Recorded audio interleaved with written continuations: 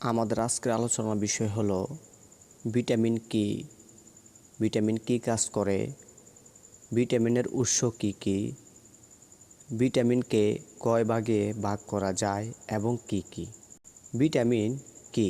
Vitamin এক ধরনের জৈব উপাদান যা প্রাকৃতিক খাদ্যশস্য, ফলমূল থেকে পাওয়া যায় এবং মানবদেহের ভারসাম্য রক্ষার জন্য একটি প্রয়োজনীয় উপাদান। ভিটামিনকে কয় ভাগে ভাগ করা যায়? ভিটামিনকে প্রথমত দুই ভাগে ভাগ করা যায়। ক. ফ্যাট দ্রবীভূত ভিটামিন বা fat soluble vitamin. Vitamin A, D, E, K এই 4 ধরনের ভিটামিন ফ্যাটে দ্রবণীয় এবং এরা দীর্ঘদিন শরীরে জমা থাকে।